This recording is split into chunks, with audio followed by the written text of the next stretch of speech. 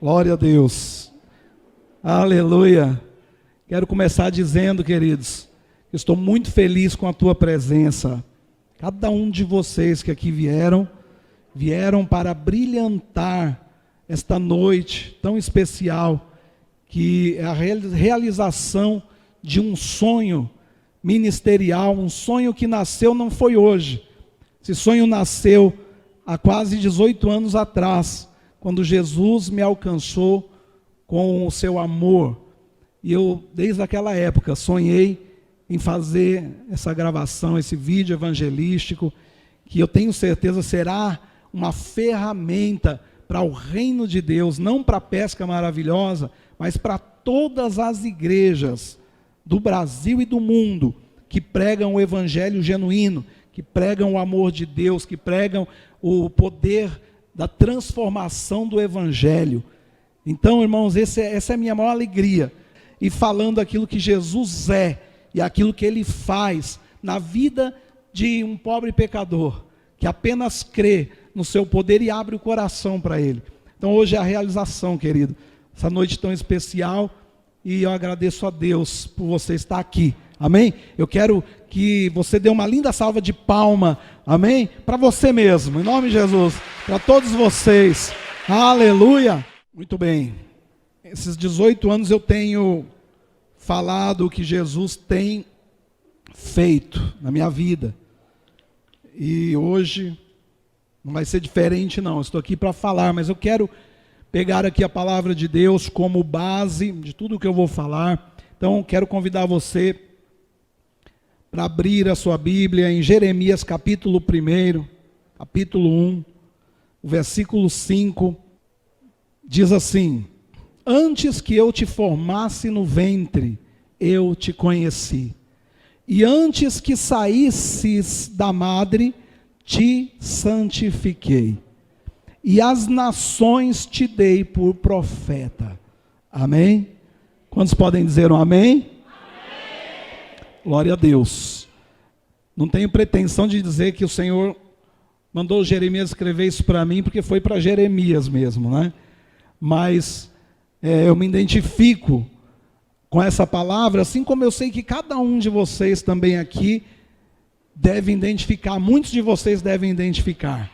De que maneira, queridos? Porque muitos, desde o nascimento, já tinha um peso grande, muitas vezes, de uma cultura, de algo que o mantinha distante de Deus. Isso aconteceu comigo, e se não fosse, muitas vezes, porque Deus já nos conhecia antes de formar no ventre da mãe, talvez não estaríamos aqui. Eu creio que eu não estaria aqui. Se Deus já não tivesse me conhecido no ventre da mãe, e já tivesse uma obra, já tivesse um chamado. Então quero intitular aqui o testemunho que eu quero dar para vocês, com o nome das trevas para a luz, o chamado. E eu sei que muitos vão identificar, mas muitos aqui também vão sair daqui em nome de Jesus abençoado e pronto para abençoar também muitas pessoas lá fora. Amém? Bom, eu vim do estado de São Paulo, nasci no bairro da Lapa. Quando do meu nascimento, 5/10/1969, meu pai era um empresário bem-sucedido na época, lá no centro de São Paulo. Tinha uma editora de livro chamada Fiscotec. A minha mãe também era uma microempresária, tinha uma confecção de costura. Eu tenho ela hoje aqui conosco, graças a Deus. Agradeço a Deus pela vida dela. Se não fosse ela, talvez eu não estaria aqui, certamente não.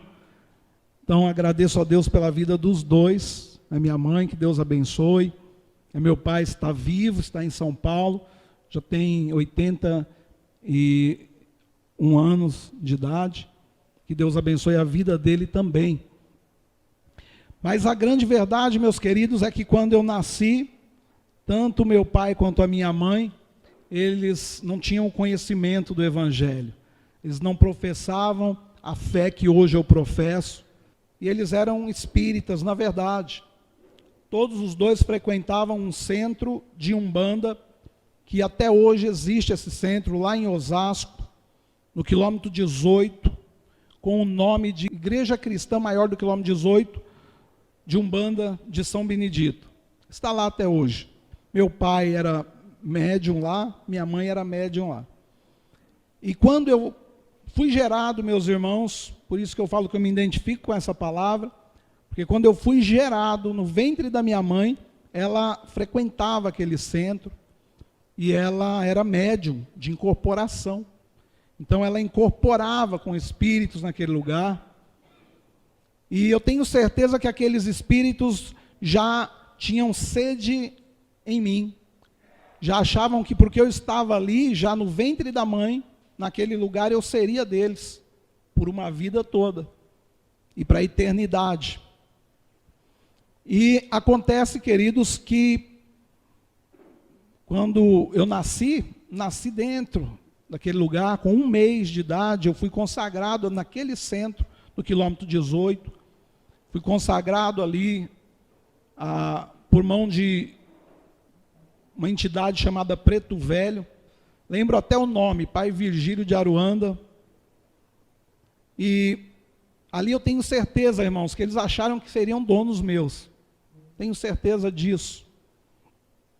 E a grande verdade é que eu fui consagrado ali, fui para casa com meus pais, e eu passei a ter um peso na minha vida, não de bênção e de glória de Deus, mas de trevas e de dores e de enfermidade. E eu já desde o nascimento, queridos, desenvolvi uma infecção na garganta, uma infecção muito grave. E aquilo passou a me perturbar muito, e a minha mãe, coitada, acordava comigo praticamente semanalmente, e tinha que ir para os hospitais para que eu tomasse antibióticos, injeções, para baixar a febre, porque era muito alta a febre que dava, tinha o risco de convulsão e óbito. E ali, queridos, foi uma tormenta.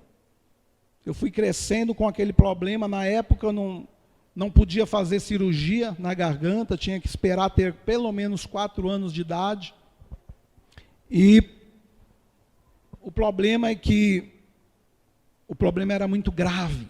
Meu pai, na época, empresário, viajava pelo Brasil todo, estava muito ausente, e eu sei que ela sofreu muito, meus irmãos, comigo nos braços, indo para um hospital, indo para o outro, e assim foi passando 1 ano, 2 anos, 3 anos, 4 anos. Com 4 anos, pôde fazer a cirurgia, operou a minha garganta, mas eu já tinha tomado tanto antibiótico, tanto remédio, então eu passei a ter, meus irmãos, problema hepático, e tudo que eu comia fazia mal. Comia, passava mal, ficava todo manchado, aquelas manchas brancas pelo corpo, e remédio. Cortava um pouco a infecção, mas qualquer coisinha que comesse, já voltava de novo, e eu fui crescendo com aquele problema. No ano de 1975, eu tinha aproximadamente 6 anos, e veio um problema muito sério na minha vida, que foi a separação dos meus pais. Eles vieram a se separar, e ali, meus queridos, eu quero dizer para vocês, você que é pai, você que é mãe, você que é marido, mulher, você que tem filhos, quero deixar isso bem claro, queridos. Muitas vezes uma separação, um divórcio, pode até trazer uma solução para o casal, para as pessoas ali no momento, mas eu quero dizer, você soluciona um problema e nasce um problema muito maior, problema para o seu filho, problema para a sua filha. E foi o que aconteceu na minha vida, queridos. Queridos, eu sofri muito, muito, muito mesmo na minha infância com a separação dos meus pais. Eu era um filho doente pelo pai, tanto que minha mãe diz, eu até me lembro um pouco disso, eu já tinha 6 anos, que meu pai foi embora depois da separação e ficou um tempo sem voltar E eu acordei gritando à noite, chorando e não queria mais comer, fiquei muito, muito doente. E ela teve que ligar para ele. E aí foi quando ele veio me ver e passei a passar os finais de semana com ele. Mas aquilo para mim, irmãos, mesmo assim era uma dor, era um sofrimento. Meu pai passou a ter outra família e minha mãe também passou a ter outra família. E eu quero dizer que quando isso acontece, queridos, o filho, ele se torna um passarinho sem ninho. Eu sofri muito quando eu via os pais de alguma criança, o pai de um lado, a mãe do outro, irmãos, eu chorava. Eu criança, eu chorava muito, doía, machucava, feria. Aquilo foi causando marcas na minha alma. Nisso na infância, com 6 anos. Eu não aceitava, fui crescendo. E no ano ainda de 1976 para 77, aconteceu algo. Eu voltei àquele centro que eu havia sido consagrado, meus pais já separados, e eu fui levado pelo meu pai e pela minha mãe novamente para lá, agora já com 7 anos, e eu tive o meu ingresso pessoal no Espiritismo. Até então eu havia sido consagrado ali, não é, por causa do pai e da mãe que viviam ali, que passavam ali o tempo deles, não é? Agora não, era diferente, eu estava entrando lá para fazer parte, para ser um componente ali, um membro naquele lugar, 7 anos de idade. E eu quero dizer uma coisa para vocês, queridos, essa época, entre 1976, eu passei ali muitos anos da minha vida, de 1976 aproximadamente a 1990, eu passei dentro da Umbanda. Agora, o que é Umbanda? Eu quero falar um pouquinho sobre os lugares que eu passei para você, passar um pouquinho da experiência que eu tive. Eu entrei ali e passei a aprender a tocar tambor, atabaque. E eu já com 8 anos de idade, eu era o grande atabaque, naquele centro ali do 18. E lá no centro de Umbanda tem a gira da Curimba. Então já até as crianças que tocam, adulto ou criança que toca e que canta, vai lá na frente com as entidades para girar e ser desenvolvida a mediunidade dessas crianças. Agora eu quero dizer uma coisa para vocês, muito forte, eu já falei que eu não estou aqui para falar mal de ninguém. Mas no centro de Umbanda, meus queridos, lá existe um altar com muitas imagens, com sincretismo daquelas imagens. Qual é o sincretismo? Com os mesmos santos, com as mesmas imagens da Igreja Católica. Me perdoem a ser franco aqui. E o que acontece por isso, meus amados? Lá nos centros de Umbanda, existem uma separação, normalmente tem uma parte onde ficam os médios, e tem uma outra parte onde ficam os visitantes, as pessoas que vêm para receber benzimento, passe, e que vêm ali para buscar muitas vezes uma melhora para a vida, muitas vezes uma solução de algum problema. E quem são essas pessoas que sentam ali? São as pessoas, normalmente, são as pessoas católicas. E vêm os santos que vêm na igreja dela, que muitas vezes tem até em casa, e ela senta ali e fala, estou em casa. E então elas frequentam e muitas vezes entram ali e vão tomar seus passos, benzimentos. E voltando então para a minha realidade, eu criança, 8 anos, girando naquele centro de Umbanda, com aproximadamente 8 para 9 anos, meu irmão, eu tive a primeira incorporação. Primeira incorporação, tem gente que pensa que espiritismo, que Umbanda, e Quimbanda, Candomblé, que é uma mentira, que não existe. Eu quero dizer para vocês, assim como existe Deus no céu, existe também o diabo, queridos. No inferno, e se ir andando também, passeando sobre a terra, como diz a Bíblia. Não sou eu, mas a Bíblia diz isso. E então eu me lembro que uma criança, 8 anos, porque quando vai girar ali, que eles falam para desenvolver a mediunidade, quando vai girar ali, aquilo ali está desenvolvendo a mediunidade. E acontece algo ali, porque a pessoa gira meia hora, 20, 30 minutos ali sem cair, sem ficar tonto também. Porque aqueles guias, espíritos, entidades ali, estão controlando a pessoa. E eles vão trabalhando ali o psíquico da pessoa. Até, meus irmãos, que chega um momento que a pessoa fica totalmente aberta para aquela incorporação. E com 9 anos de idade, uma primeira entidade incorporou em mim. Foi numa festa de Preto Velho, eu não esqueço. Eu saí do atabaque, menino, criança, fui aos pés daquele Preto Velho. E ele então com o cachimbo, baforando a fumaça, sorriu para mim, deu uma volta em volta de mim. E aí chamou alguns outros médios para ficarem à minha volta com uma toalha branca. E ele começou a me girar. E nas poucas giradas que eu dei, queridos, deu um solavanco e eu tive a primeira incorporação. Demônios incorporaram ali. O primeiro demônio deu o nome de Pai José de Aruanda, era um preto velho. Incorporou na minha vida ali. E a partir daquele dia, queridos, eu não girava mais. Toda vez que ia ali, já incorporava direto aquela entidade. E aquela entidade sentava num banquinho, chamavam de toco de preto velho, e as pessoas vinham para tomar passe, ser benzida.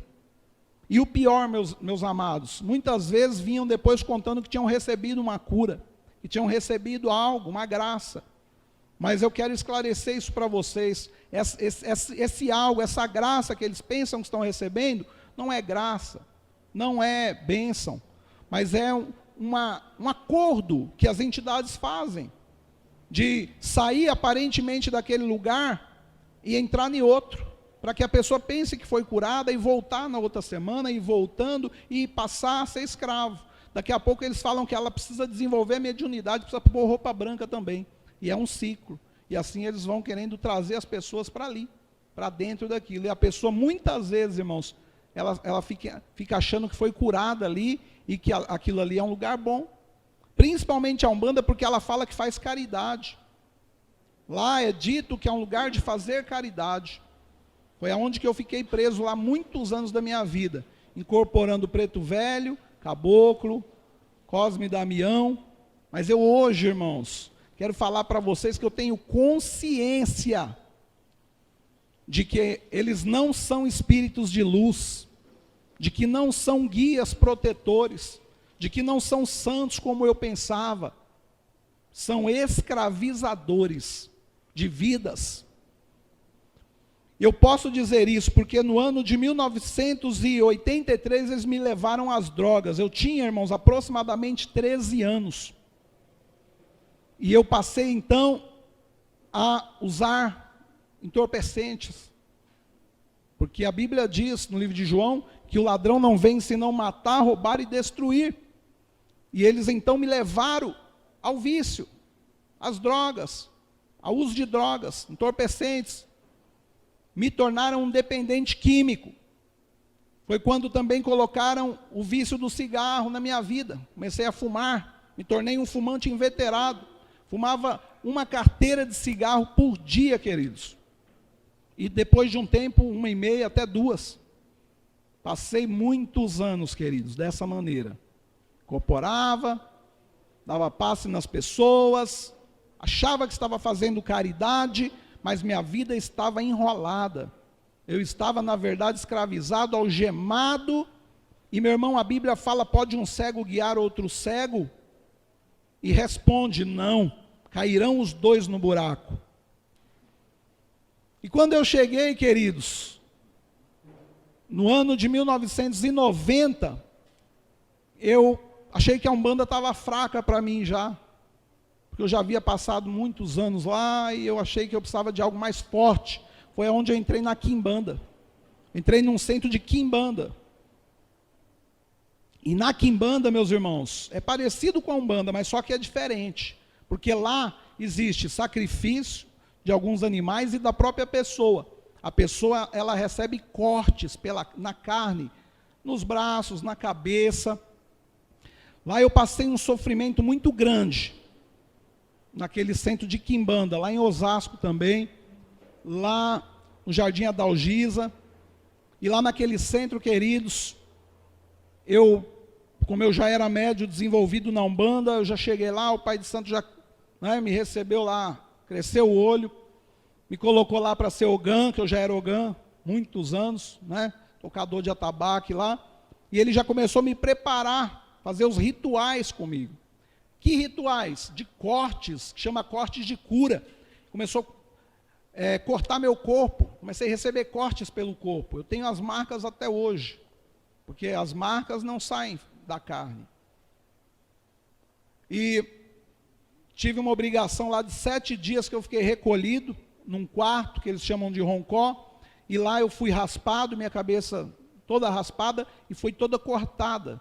Eu recebi, queridos, na minha cabeça muitos cortes, mais de 20 cortes, de navalha, e lá foi colocado o pó de pemba, que é um osso de defunto raspado, e lá foi colocado muitas coisas que muitas pessoas, queridos, acabam indo para um sanatório.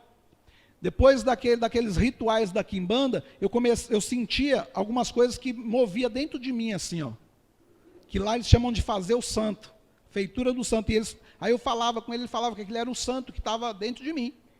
Santo que nada, meu irmão, demônio terrível e forte, poderoso, abaixo de Jesus. Na quimbanda é tão forte o negócio, queridos, que o próprio pai de santo me falava que depois daqueles rituais que eu passei, que eu não podia acender uma vela para ninguém, para o mal de ninguém, que eu não deveria nem desejar o mal para ninguém, porque se eu desejasse, o mal aconteceria. E eu não era uma pessoa que queria o mal de ninguém. Mas aí eu fiquei muito preocupado e falei, eu tenho que tomar muito cuidado. Mas eu me lembro, queridos, que teve uma época que eu voltei no centro de Umbanda, lá de Osasco, onde que eu tinha crescido, e fui para o atabaque, né, porque eu chegar lá, eles já me chamavam para o atabaque, fui lá tocar o atabaque.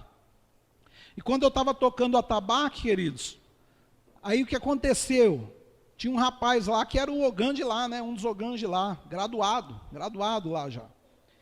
E ele me mandou descer de lá, porque ele queria tocar, né, e eu desci. Mas fiquei chateado, um pouco chateado, eu desci. Daí ele pegou, subiu, tocou um pouquinho e desceu. Tinha uma gira lá, ele quis ir lá para a gira, incorporar com o demônio. Aí ele foi, aí eu subi de novo no atabaque. Não passou alguns minutos, ele voltou de novo e me mandou descer. Eu me lembro, irmãos, que eu fiquei aborrecido mesmo naquela hora. Eu lembro até hoje, que eu olhei para ele e falei, você quer que eu desça mesmo? Ele disse, sim, eu desci. Mas eu desci tão irado, com raiva, e eu já estava na quimbanda, já praticamente pai de santo lá na quimbanda. Então eu me lembro até hoje, irmãos, que eu fiz uns sinais lá, né, de maldição para a vida dele, que hoje eu arrependo. Quer dizer, hoje não, já me arrependi há muito tempo atrás, desde que eu me converti. Mas eu fiz, né, aquilo lá, e saí na hora. Eu cheguei, eu só fui lá na frente do altar lá, fiz lá as saudações devidas lá, e na porta lá eu me lembro que eu fiz um ato lá de maldição e lancei sobre a vida dele e fui embora. Passaram alguns meses, eu fiquei sabendo que aquele rapaz, eu não falo isso com alegria, eu falo isso com tristeza, só para vocês entenderem como que é grave o negócio, como que o negócio é grave. Eu fiquei sabendo que o rapaz havia sido assassinado na porta daquele centro com mais de 7 tiros, morto, assassinado. Eu me lembro até hoje, irmãos, quando eu fiquei sabendo disso, eu fiquei triste e arrependido. Na mesma hora eu falei, nossa, mas eu não queria isso tudo para ele. Falei, bem que o pai de santo fala que eu não posso desejar o mal para ninguém. E fiquei arrependido desde aquela época, mas já tinha feito, já estava morto, já estava no inferno. Aí eu te falo, aí você me pergunta, e aí, quer dizer que o negócio lá é mais poderoso que Deus? Não, meu irmão, não. Lógico que não. Lógico que não, mas quem não está debaixo da unção, debaixo do poder, debaixo do sangue de Jesus, debaixo da proteção de Jesus, está sujeito a ser atingido, a ser destruído e até morto por aqueles demônios. E ali, queridos, eu fiquei um pouco desgostoso com a quimbanda depois disso, mas eu passei aproximadamente 5 anos lá. Me tornei pai de santo e continuava drogado, viciado em drogas, tóxico mesmo, maconha, cocaína. Cheguei a entrar no crack também, cheguei a conhecer o crack e usar. misturado na maconha. Então você vê que o negócio realmente é grave, é ruim, é de destruição, o diabo só vem para isso mesmo. Só que aí, queridos, aproximadamente no ano de 1995, eu fiquei de 1990 a 1995 na quimbanda. Aí em 95 eu falei, eu vou para o candomblé. Eu quero um negócio mais forte ainda, porque aqui eu ainda não estou achando os resultados.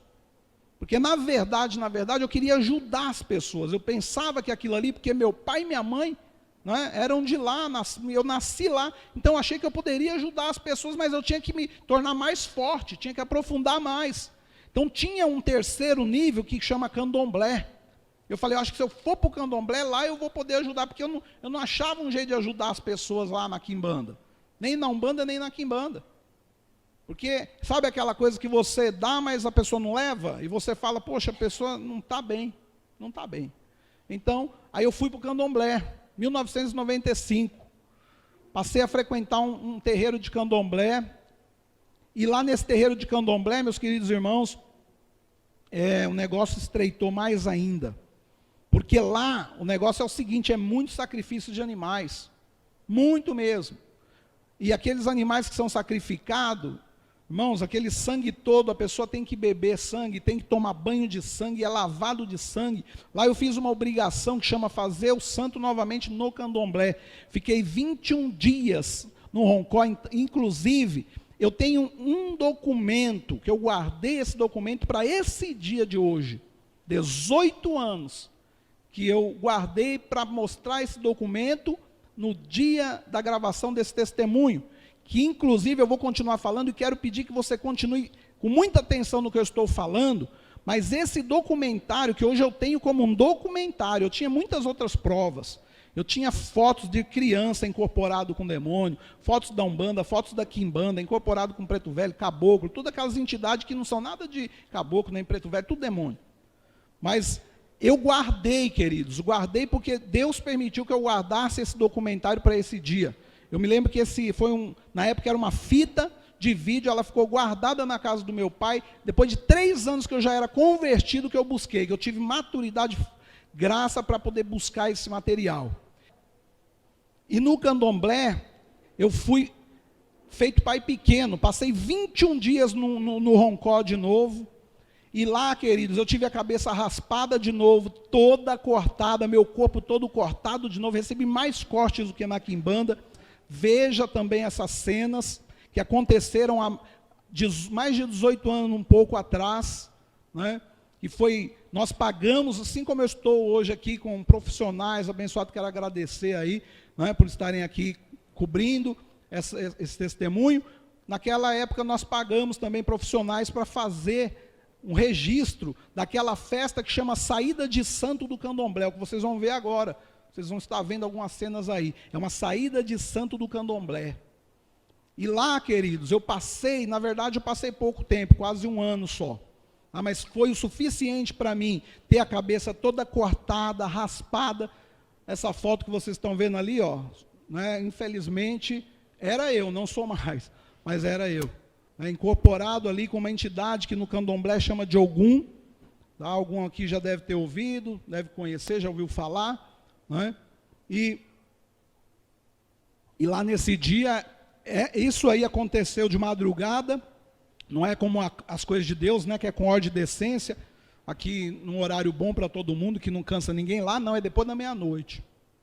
Depois da meia-noite que começa, e outra, detalhe, vai de meia-noite às 5 da manhã.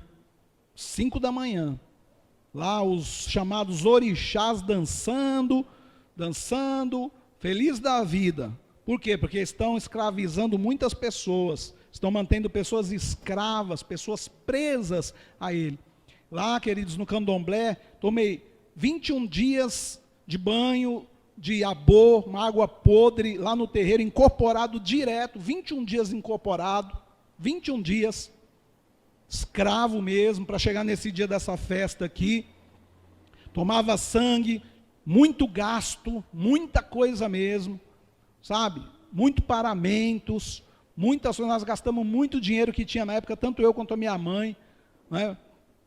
achando que estava fazendo uma coisa boa, uma coisa que ia me abençoar, né, uma coisa que ia ser bacana para a minha vida, e não trazia resultado bom nenhum, meu irmão. Os resultados eram negativos, os resultados eram de destruição. Nessa época aqui, eu tenho que falar isso. Esses demônios do candomblé, eles são os responsáveis, o espiritismo no geral, mas principalmente os que atuam nessa linha aqui de candomblé, são os maiores responsáveis pelo homossexualismo.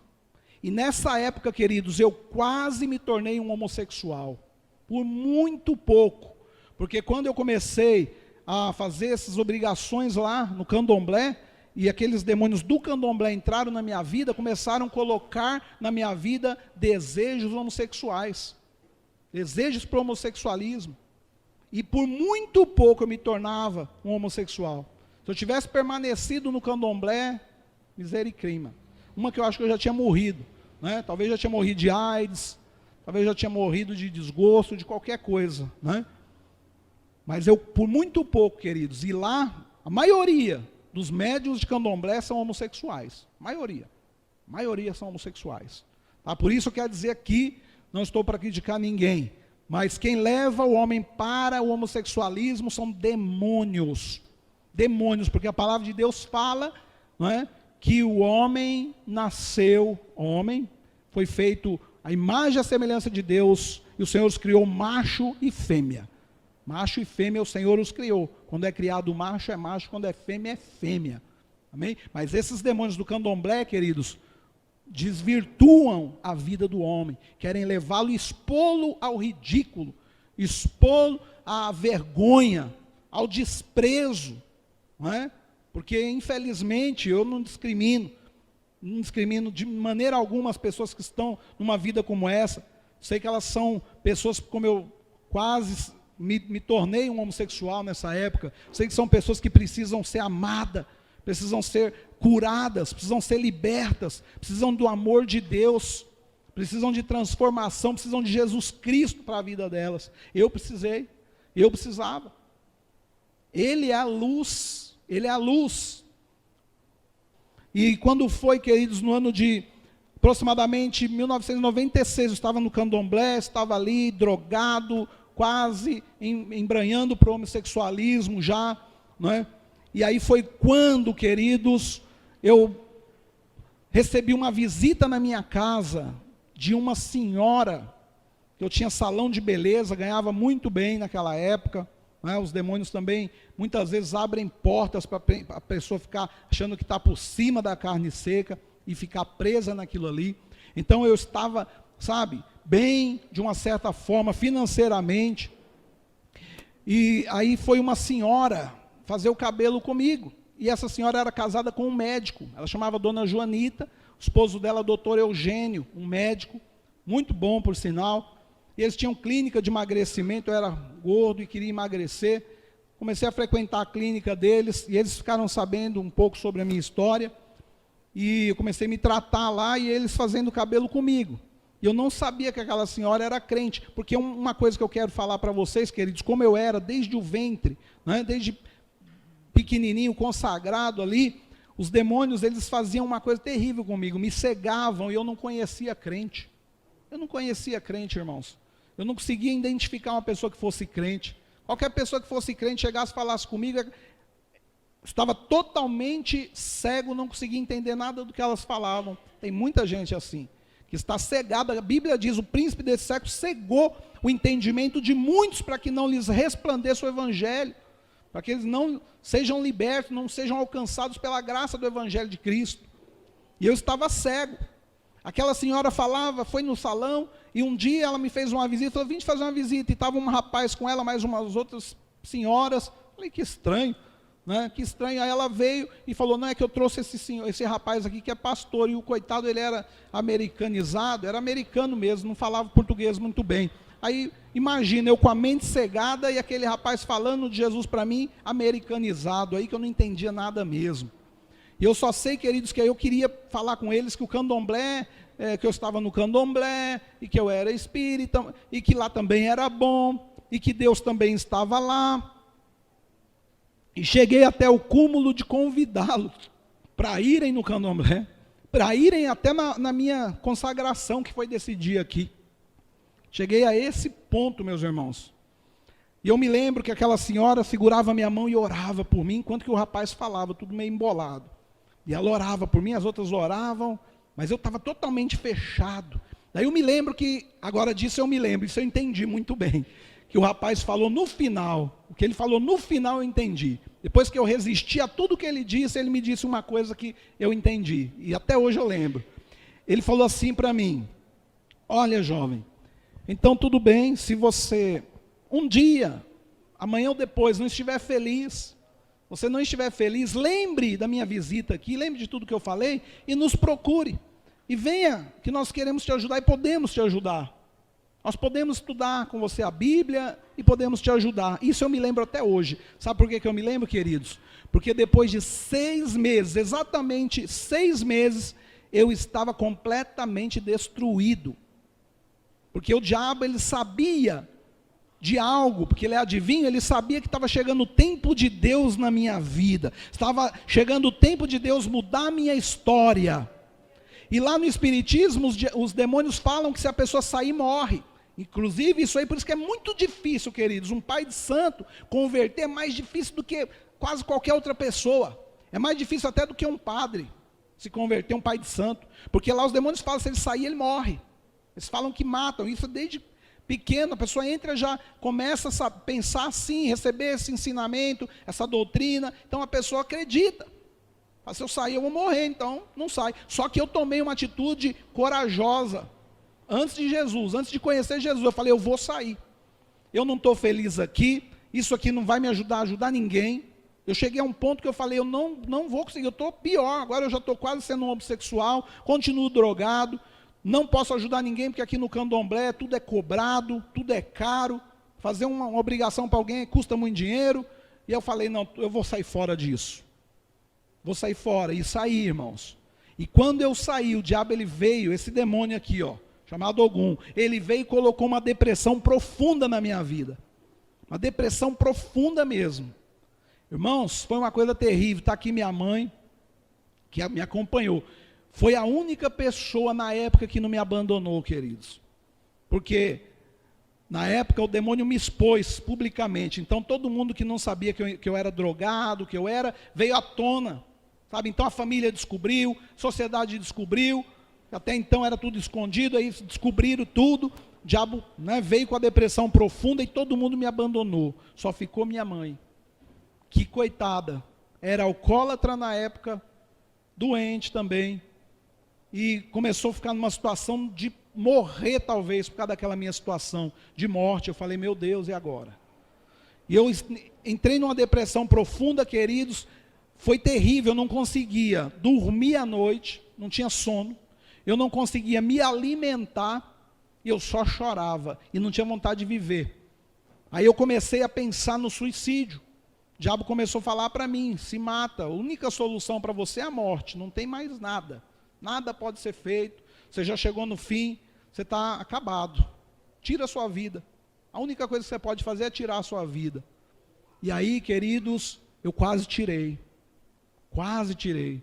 Teve uma vez que eu coloquei o 38 dentro da boca, quase puxei o gatilho. Teve uma outra vez que eu quase cortei os pulsos.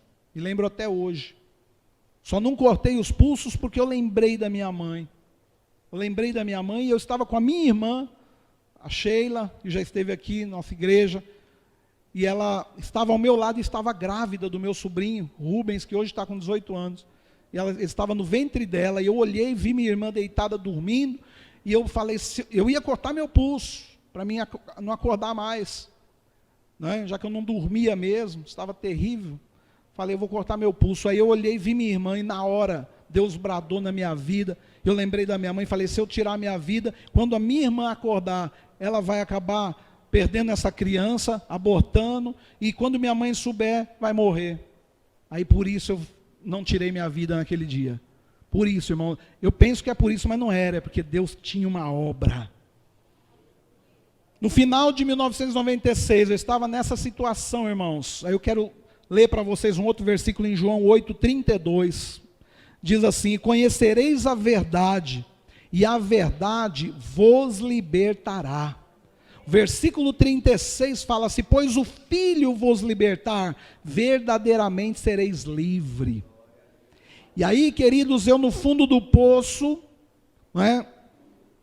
Aconteceu algo. Eu estava tomando calmantes, antidepressivo, em tratamento psicológico, estava fazendo tratamento lá no Centro Psicossocial de Osasco, e tomando lá umas drogas, que são remédios, Somalium, Eufranil, são remédios muito fortes, para depressão muito forte. E eu tomando aqueles remédios, eu estava meio dopado. Numa madrugada, eu fui a Barueri visitar um pai de santo para expor para ele minha situação. Cheguei lá, expus. Ele era travesti, inclusive. Aí ele falou que podia me ajudar, que era só eu ir lá no outro dia de manhã, e que ele ia fazer isso e aquilo. Eu falei, tudo que ele está falando que vai fazer não adianta. Não entrou no meu coração, por quê? Aquela senhora que tinha me visitado, aquele pastor, eles estavam orando por mim. Estavam orando, intercedendo, pondo meu nome em cada igreja para orar por mim, porque Deus tinha mandado eles fazerem isso, queridos.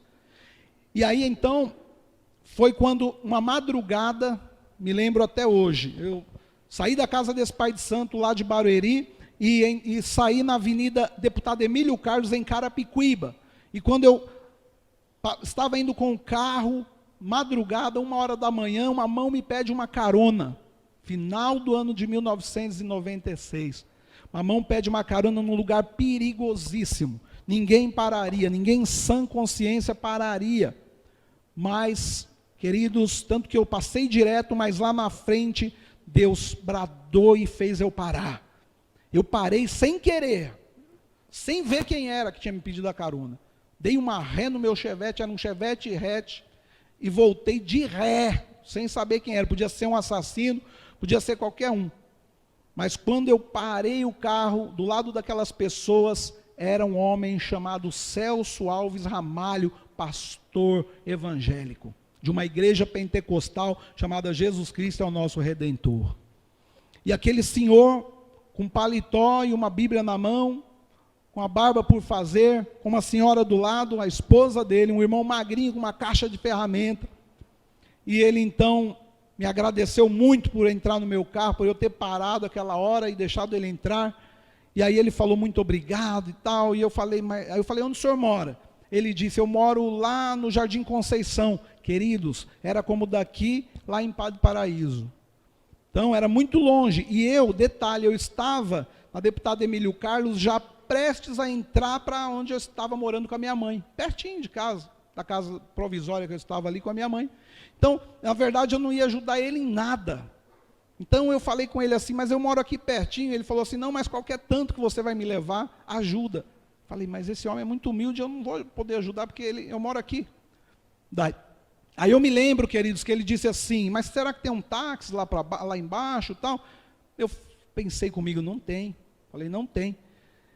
Aí eu fui indo, aí Deus tocou de novo meu coração, porque quando Deus manda, queridos, até o diabo obedece. E eu, por mais que era escravizado pelo diabo, mas Deus mandou eu levar. Aí eu falei com ele assim, olha, senhor, eu vou levar o senhor na sua casa. Aí ele ficou muito grato, né? Crente, homem de Deus, são pessoas tão gratas, né? Verdadeiro, autêntico homem de Deus, mulher de Deus, são tão gratos por tão pouca coisa. E ele ficou tão grato, falou muito obrigado. Ele falou, para num posto que eu tenho R$10, eu vou abastecer o seu carro. Aí eu falei, não precisa, meu tanque estava cheio. Falei, não precisa, eu vou te levar. Aí no meio do caminho, queridos, veio a revelação. Ele disse para mim assim, olha rapaz, eu te agradeço porque você está me dando uma carona, mas eu quero te dizer uma coisa, faz 2 horas que meu carro quebrou lá em Santana do Parnaíba, na Estrada do Romeiro. Esse irmão que está comigo é mecânico, você está vendo, com uma caixa de ferramenta, não conseguiu arrumar meu carro, e Deus me fez caminhar quase 2 horas, porque você está precisando de ajuda. Queridos, quando ele falou isso, eu me desarmei completamente, e pensei, como o senhor sabe? E até perguntei para ele, como o senhor sabe? Ele falou, porque Deus está me falando isso agora, com a autoridade de Deus. Aí eu abri uma bolsa de couro que eu estava aqui do lado, bochete, e tirei as caixas de remédio.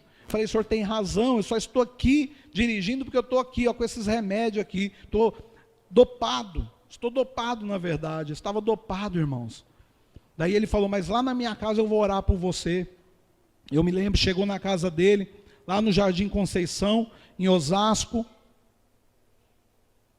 e a esposa foi fazer um café, e ele abriu a Bíblia, leu a Bíblia, alguns versículos que Deus deu para ele ler para mim, e ele falou, vou orar por você, mas seu caso é muito grave, você precisa de uma campanha, eu vou te chamar, você vai fazer, se você pagar o preço, você vai ser abençoado. Eu pensei em dinheiro, falei, meu Deus, ele vai querer dinheiro, e eu não tenho dinheiro, eu estou no fundo do poço, estou no buraco, mas Deus que revela os pensamentos, falou com ele, e ele falou para mim, não é dinheiro, o preço que você vai pagar não é dinheiro, é você ir até um lugar, uma casa, que eu vou te dar o endereço, em Barueri. Falei, Barueri, eu vim de lá da casa do Pai de Santo, e falou, vou te dar o endereço de uma casa, na verdade era de uma célula poderosa, que tinha naquela época, e ele falou, vou te dar esse endereço, você vai lá na sexta-feira, nós vamos fazer uma campanha de oração por você, você vai ser liberto, você vai ser curado. Eu falei, então se o preço é esse, é muito fácil, eu posso pagar esse preço. E aí, irmãos, na hora de sair, eu lembro, a esposa veio, eu tinha tomado café, veio, me entregou uma bíbliazinha, um Novo Testamento dos Gideões, da chamada da meia-noite, me deu aquele Novo Testamento, eu peguei aquele livrinho, falei, o que é? Ela disse, é a Bíblia. Aí eu fui embora. Quando eu cheguei em Carapicuíba, irmãos, que eu entrei umas 4 horas da manhã, para a casa da minha mãe, entrei no quarto, que eu abri aquela Bíblia, e que eu li aqueles versículos, não lembro, não guardei o lugar, mas eu sei que Deus falou claramente comigo, e eu comecei a chorar, irmãos, caí em prantos mesmo, fiquei no chão, minha mãe acordou com o meu choro, e veio lá no quarto, quando ela chegou, me encontrou caído, chorando, e falou, meu filho, o que você tem? Eu disse para ela, mãe, olha que Deus está falando comigo, Deus diz isso aqui, ó, isso, e comecei a falar na hora para ela, e ela com a mente totalmente tampada, falou, meu filho, você está passando mal, você está ficando doido. Falei, não, mãe, eu dei uma carona para um homem, era pastor, e ele orou, e a esposa dele me deu esse livro, e eu estou lendo, ó, Deus está falando comigo, eu sou um pecador, mãe, eu sou o pior homem na face da terra.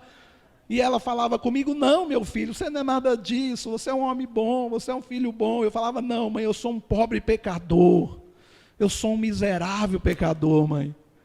Deus está falando aqui. E eu fui me arrependendo e chorando, irmãos, chorando, não conseguia parar de chorar. Ali Deus estava tendo encontro comigo ali naquela noite, naquele momento. Deus estava trabalhando ali, eu não sabia, eu não entendia.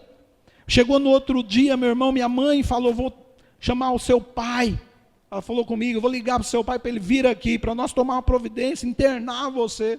Falei, mãe, não faça isso, não liga para o meu pai, eu vou num lugar. O pastor falou que é para mim ir no lugar, que lá eu vou ser curado. Deixa eu ir nesse lugar primeiro. E aí, meus irmãos, Deus tocou o coração dela, não ligou para o meu pai, deixou. Aqueles dias foi uma tribulação.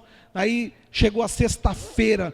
Quando chegou a sexta-feira, estava tudo calmo, chegou o momento, irmãos, quando deu uma hora da tarde, umas 4 horas da tarde, eu já peguei aquele endereço, falei, onde será que é, e peguei o carro e saí procurando, e fui perguntando para um, pergunta para outro, pergunta para outro, até que eu cheguei em frente a uma casa, que estava lá o número que ele tinha falado, Rua Dr. Renato de Barros, número, na época acho que era 96, que depois... falei, é aqui que tem um pastor chamado Celso.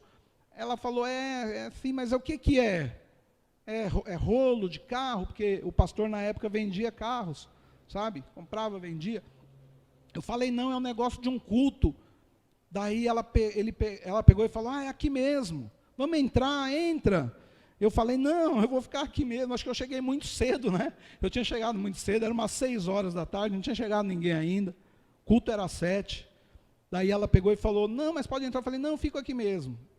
Eu estava todo de branco, eu só me vestia de branco na época, porque eu era cabeleireiro e ainda tinha saído da macumba, só vestia roupa branca, falsa paz. O branco na Umbanda, na Quimbanda, no Candomblé, representa falsa paz, viu, irmãos? Já fique sabendo disso. E aí ela pegou e entrou, falou, então fica à vontade, já, a hora que você quiser, você pode entrar. Eu fiquei do lado de fora, aí foi chegando mais um, mais outro, chegou bastante gente, aí eu entrei.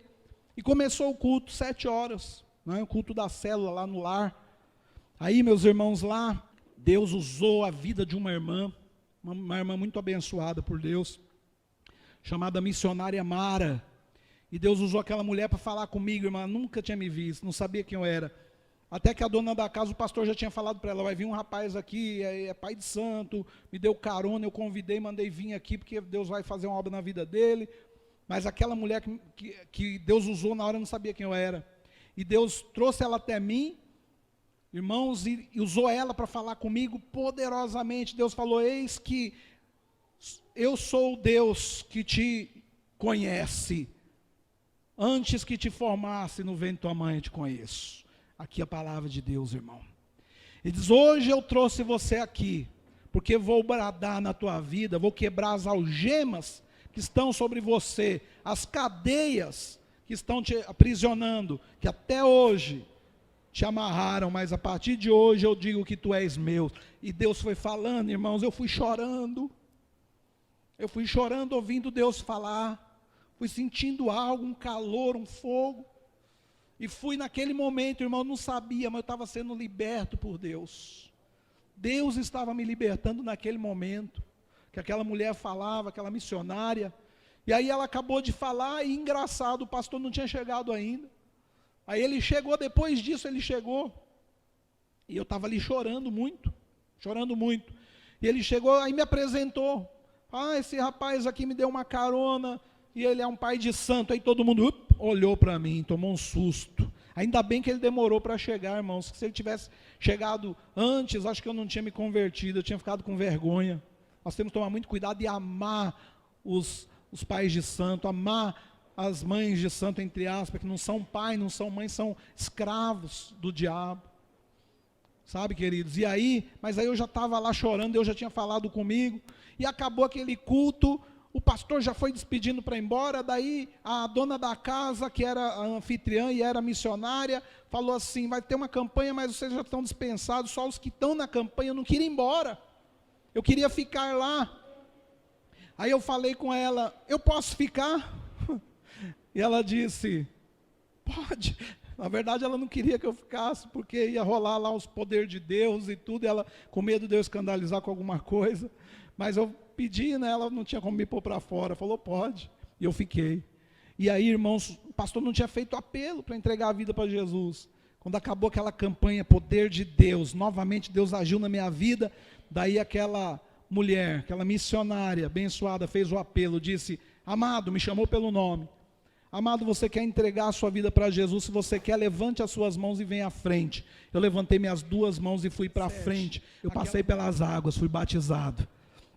Depois de 1 mês e meio de conversão, 1 mês e meio. Aí, queridos, eu quero ler mais um versículo aqui, para entrar na última parte, já estou terminando.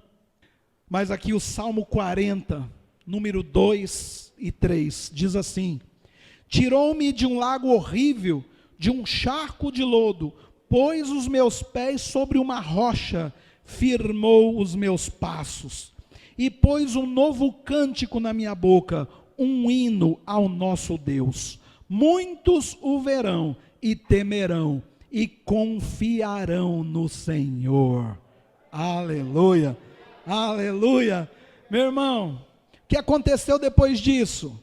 Aconteceu a minha cura, a minha libertação naquela noite, queridos, naquela noite que eu entreguei minha vida a Jesus. Eu saí dali, entrei no carro, peguei a caixa de cigarro, tirei um cigarro, quando eu fui pôr na boca, Deus falou, meu filho, você agora não precisa mais disso, você agora é meu filho. Queridos, eu voltei o cigarro para aquela caixa e fui achando muito estranho, fui embora, uma alegria no coração, coisa que eu achei que nunca mais eu ia sentir. Eu me lembro, cheguei na casa da minha mãe e falei, mãe, eu não fumo mais, eu entreguei minha vida lá. Agora detalhe, outro detalhe importante, eu não sabia nem que crente não fumava, não sabia disso não, viu? Porque talvez se eu soubesse eu tinha ficado com medo, porque eu fumava, não vou entregar minha vida para Jesus, não, vem como está. A palavra de Deus fala, vinde a mim todos que estáis cansados e sobrecarregados, que eu vos aliviarei. Tomai o meu jugo que é leve e suave, aprendei de mim que sou manso e humilde de coração, e encontrarei descanso para a sua alma, para a vossa alma. E eu tinha entregado, querido, tinha ido ao Senhor, cheguei lá, uma alegria, aí chegou o outro dia de ir para lá de novo, eu fui, aquela alegria, daí eu cheguei lá, a missionária Raquel falou para mim, eu falei com ela, tá, ela falou, né, que eu não precisava mais tomar os remédios não, estava curado, liberto. Aí eu fui para casa e falei, é mesmo? Não estou sentindo mais nada não. Cheguei em casa, falei com a minha mãe, falei, mãe, eu não quero mais tomar os remédios, não preciso mais, não estou falando que não é para tomar remédio, entendam? Estou falando o que aconteceu comigo, eu sentia que eu estava curado, eu sentia que eu estava liberto. Aí eu falei com a minha mãe, aí minha mãe falou, então vamos lá no médico, vamos lá. Falei, vamos lá. Aí fomos lá no Centro Social de Osasco, cheguei lá, conversei com o médico, falei, doutor, eu entreguei minha vida a Jesus, sou crente e depois disso mudou tudo. Eu não preciso fumar mais, não preciso me drogar, e esses remédios também eu creio que eu não preciso, não estou sentindo necessidade, eu não quero mais tomar. O senhor me libera? Libero. O médico, acho que graças a Deus, era temente a Deus, eu libero. Eu falei, eu quero fazer uma doação desses remédios aqui, posso? Pode. Fui lá na farmácia do posto lá e doei aqueles caixas de remédio que minha mãe, exagerada, tinha comprado, porque o médico falou que eu ia tomar muitos anos. Então ela comprou logo umas 4, 5 caixas, né? Doamos para a glória de Deus. E ali, meu irmão, depois disso, depois da minha cura, da minha libertação das drogas, aí veio uma grande bênção, depois de 1 ano e meio, eu orando e jejuando. Um câncer veio na minha mãe, um câncer, queridos. Aí, minha mãe estava muito dura ainda para o evangelho, eu orando e jejuando por ela, 1 ano e meio, eu falei, Jesus, eu não quero ir para o céu sem minha mãe, eu quero ela comigo, quero ela convertida, quero ela salva, e orando, e jejuando, depois de 1 ano e meio, câncer, Deus permitiu um câncer na vida dela, falei com ela, mãe, agora o bicho pegou, câncer não tem cura, quer ir para a igreja? Eu vou, mas eu não vou ser crente, mas eu vou. Aí foi comigo para a igreja, chegou na igreja, meu irmão, começou a receber o poder de Deus, a palavra de Deus, daqui a pouco, mãe, a senhora quer entregar a sua vida a Jesus? Se a senhora quiser, levanta a mão e vem à frente. Ela levanta a mão e vem à frente, e foi curada do câncer, meu irmão, aleluia, Deus curou ela, para a glória de Deus. O caroço que ela tinha, que já estava detectado que ia ter cirurgia, que era maligno, sumiu, desapareceu, sem remédio, sem quimioterapia, sem cirurgia, sem nada, para a glória de Deus. Está ali sentada, fica em pé, mãe, aleluia, para a igreja conhecer. Vamos dar uma salva de palmas para Jesus, pela vida da minha mãe, aleluia, glória a Deus, glória a Deus. Sabe por que eu tenho mãe, meu irmão? Porque eu tenho Jesus, senão ela tinha ido embora. Câncer não brinca não, glória a Deus por Jesus. E no ano de 1999, Deus mandou que eu fundasse esse ministério, a Igreja Pentecostal Pesca Maravilhosa, lá em Barueri,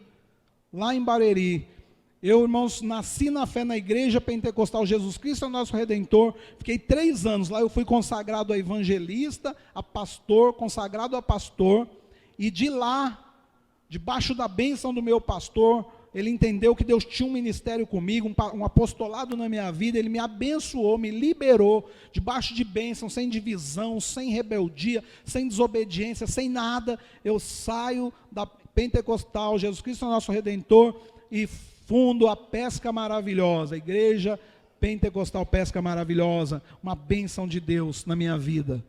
Tenho filhos na fé, para a glória de Deus, que hoje me alegro ver aqui, como Janaína, que está ali, né? Para a glória de Deus, lá daquele tempo, né? Meus discípulos amados, Bruno, né, que está ali, graças a Deus, 14 anos que eu estou aqui, que ganhei para Jesus, né? A minha querida discípula Irineia, né? Tem muitos outros aqui, né? Outros aqui, daquela época, do começo, mas irmãos, Deus, quando quer abençoar, Ele abençoa com bênção recalcada, sacudida, transbordante sobre a nossa vida. E no ano de 2011, queridos, eu confesso, eu estava fraco aqui em Catugi, muita luta espiritual, muita batalha, muita coisa, estava para ir embora. Aí, queridos, Deus fala, não, meu servo, não chegou a hora não, eu tenho algo muito maior ainda. Eu ainda não fiz a obra, eu vou começar a fazer.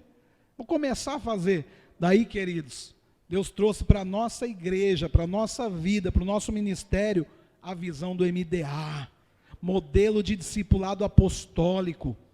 Igreja no lar, no templo e no lar, nas casas, discipulado profundo, cuidado um a um. E aí, meus irmãos, nós começamos a trabalhar com essa visão, com esse modelo de igreja, que não foi nós que inventamos, não, nem foi homem, isso na verdade, o pastor Eibe recebeu essa visão poderosa, quando a pesca maravilhosa, eu descobri isso essa semana, lendo o livro, né, dele, descobri que foi no mesmo ano que a pesca maravilhosa nasceu a visão do MDA, lá em Santarém. Santarém hoje, irmãos, para vocês terem uma ideia, tem 80 mil membros, a Igreja da Paz na visão do MDA, que é a primeira igreja que começou a visão do MDA, hoje tem milhares de igrejas com essa mesma visão, porque essa visão não é para uma igreja, é para o reino de Deus, uma visão para o reino. Qual é a visão? Ganhar uma multidão de pessoas, mas cuidar bem, só ganhar se puder cuidar, não é? E para a glória de Deus, meu irmão, para encerrar aqui, porque infelizmente chegou a hora, né? Quero dizer que o MDA completou a nossa vida, completou o nosso ministério, não é?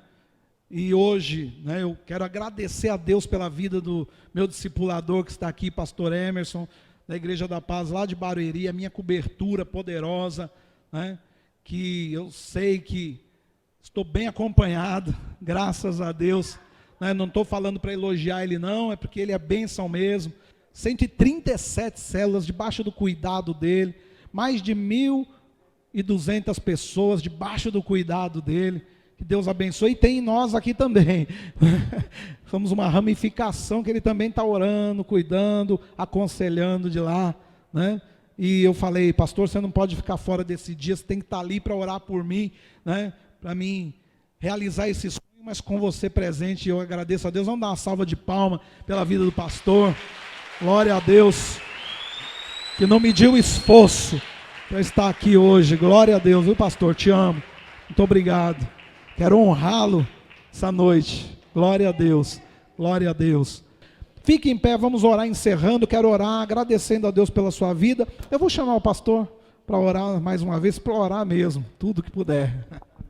Pensa, né? Que palavra poderosa e que possa ser uma palavra rema nas nossas vidas. Feche seus olhos, estende suas mãos. Pai, eu quero encerrar aqui esse dia, essa noite, ó Pai, orando aqui que, ó Pai, esse testemunho ecoe, ó Pai, nos nossos corações, nas nossas vidas, ó Pai, em cada beco, em cada rua, em cada casa, Senhor, dessa cidade, queremos ver a manifestação da Tua glória, em nome de Jesus, ó Pai, em nome de Jesus, que a graça do nosso Senhor Jesus Cristo, o amor do Pai e a unção consoladora do Espírito Santo esteja sobre nossas vidas, hoje e sempre, em nome de Jesus, amém e amém. Queridos, vai na paz, debaixo dessa unção, em nome de Jesus, aleluia. Deus abençoe.